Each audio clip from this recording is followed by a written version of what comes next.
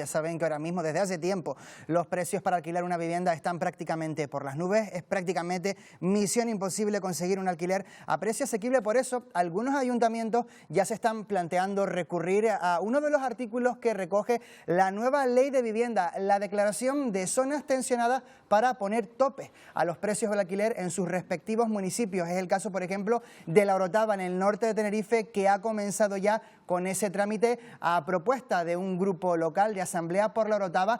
¿Qué supone esta declaración de zona tensionada? ¿Qué impacto puede tener? ¿Qué requisitos hay que cumplir? Pues salimos de dudas con Ciro Machado, que es portavoz de ASEGI, la Asociación Canaria de Empresas de Gestión Inmobiliaria. ¿Qué tal? Bienvenido, buenos días. Buenos días, bienvenido. Bueno, señor Machado, según la ley, ¿qué es una zona tensionada? ¿Qué requisitos hay que cumplir?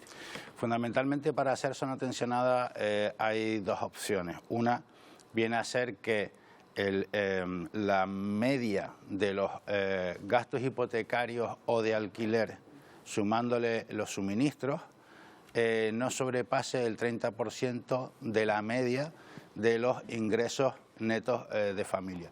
Esto viene a ser un poco los criterios que se usan a efectos de una hipoteca, donde se presupone que aproximadamente el 70% de los ingresos de una unidad familiar son necesarios para vivir, comer, vestirse, y ese 30% restante que sobra sería un poco la capacidad, en este caso, de endeudarse, de pedir una hipoteca, o en este caso de pagar un alquiler. Entonces, digamos que lo que viene a decir es si la unidad familiar, si en esa zona la media no llega a ese 30%, se presupone que es zona tensionada. El otro criterio es que el incremento de los precios de alquiler sobrepase en 3 puntos el incremento del IPC. Eso también sería el otro criterio de zona tensionada. Cuando hablamos de declarar una zona como tensionada, ¿tiene que ser un municipio concreto? ¿Puede ser barrios, distritos? No necesariamente, puede ser barrios, distritos.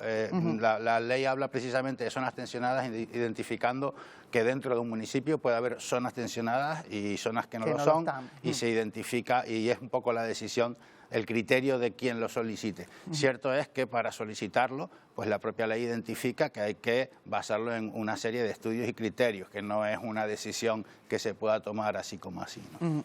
Ahora mismo en Canarias, en líneas generales, ¿qué zonas podrían cumplir esos requisitos para ser declaradas como zonas tensionadas? Seguramente casi todas dentro de lo que son las grandes ciudades, los núcleos, prácticamente todos, ¿no?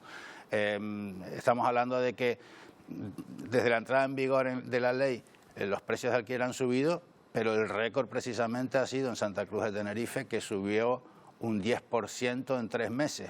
Asumiendo eso, prácticamente casi todas las zonas principales de núcleos residenciales se podrían tener como zonas tensionadas. Habría que, repito, los criterios hay que identificarlos, pero vamos, sí, Canarias expresamente dentro de España tenemos una situación más complicada, más tensionada, podríamos decir, que el resto de España.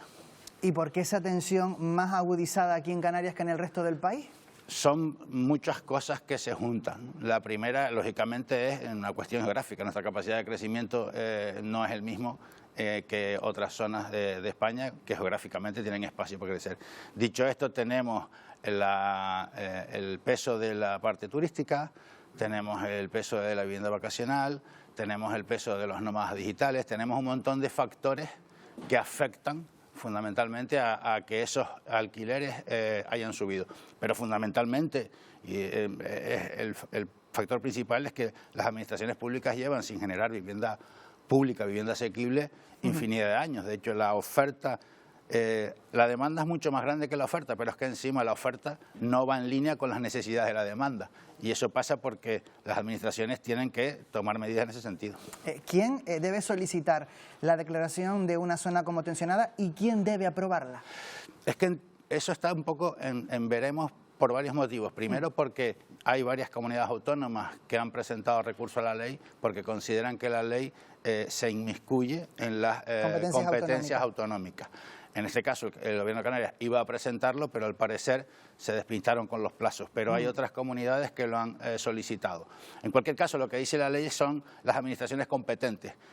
Técnicamente, las administraciones competentes parece que es la comunidad autónoma, pero cuando lo dejas así de abierto, y estamos hablando de que las competencias en teoría son de la propia comunidad autónoma, a lo mejor mañana la propia comunidad autónoma puede decidir que sean los ayuntamientos, pero a priori la ley no especifica nada al respecto, entonces será más una cuestión a decidir todavía que algo que ya esté especificado en la ley. Ese tope del que se habla, que permite la nueva ley de vivienda con esta declaración de zona tensionada, ¿cómo se calcula? ¿Dice algo la norma al respecto? ¿Dónde puede estar ese límite? No, volvemos a lo mismo, o sea, refleja que tendrá que definirse, pero no queda definido los criterios. Sí define cuestiones que, o sea, elementos que sí afectan a esas zonas tensionadas, como puede ser a la hora de los programas de ayudas del gobierno en vivienda, pues serán zonas con más capacidad de recibir esas ayudas, pero también hay una serie de limitaciones, por ejemplo, en el caso de lo que se llaman los grandes tenedores en zona tensionada de 10 propiedades se pasa a 5 propiedades, o lo que se defina, volvemos a lo mismo, o sea, hay muchas lagunas en la ley sobre la aplicación, pero desde el momento que pasamos a 5, lo que estamos haciendo es que muchas tenedores que antes no eran tenedores por 10 propiedades, ahora por 5 sí lo son. ¿Y qué ocurre con estos tenedores? Que, por ejemplo, los precios se limitan en las zonas tensionadas de tal forma que no pueden poner los precios, sino se tienen que basar en un índice que se tiene que crear, que hay de límite hasta diciembre de 2024 para crearlo. Por lo tanto, aunque mañana se decidiera que se aplicara las zonas tensionadas, sigue sin haber elementos para aplicarla, como puede ser este índice, en el que se va a basar muchísimas cuestiones en el futuro del tema de la vivienda, ¿no? Tampoco dice nada la ley, entiendo, por lo que me está contando, como hay muchas lagunas, según usted, en la configuración de esta norma, tampoco dice cuánto tiempo podría aplicarse la declaración de zona tensionada. Sí, bueno, ahí se identifica que se hace por 3 años, con luego posibles renovaciones anuales. Vale. Quienes se oponen a la ley de vivienda aseguran que topar los precios del alquiler provoca que una parte de los propietarios retire esas viviendas del mercado, que deje de alquilar. ¿Ustedes comparten como agentes inmobiliarios esta posición, esta visión? Completamente, pero es más, no es que lo opinemos, sino que desde la entrada en vigor de la ley en mayo es lo que ha sucedido. O sea, desde que la entrada en vigor de la ley en mayo, una ley que se presuponía para que los alquileres bajaran, los alquileres han subido, y fundamentalmente es porque se ha reducido la oferta, porque hay gente que ha sacado sus propiedades del mercado inmobiliario.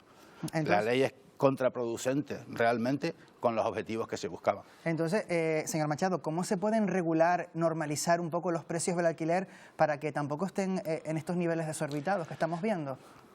Aquí no hay soluciones mágicas, pero digamos que nosotros planteamos soluciones a largo plazo, a medio plazo y a corto plazo. A largo plazo fundamentalmente es que efectivamente que el Estado, y no este, sino varios anteriores, cumplan con su obligación de generar vivienda pública suficiente para cubrir las necesidades de según qué personas con necesidades y con vulnerabilidad o con criterios de vivienda que a día de hoy no se pueden alcanzar. ¿Y a corto plazo? ¿Qué es lo que más le preocupa a la gente? Desde nuestro punto de vista es tan sencillo como fomentar, no obligar, sino fomentar a los propietarios a que saquen sus viviendas al mercado. Y esto pasa por darle ciertas garantías frente a la ocupación, frente a los impagos, y luego también probablemente ayudas fiscales. De hecho, en las zonas tensionadas hay una serie de ayudas fiscales pensadas, lo que pasa es que son ayudas fiscales que desde mi punto de vista no van en línea con las necesidades de esos propietarios.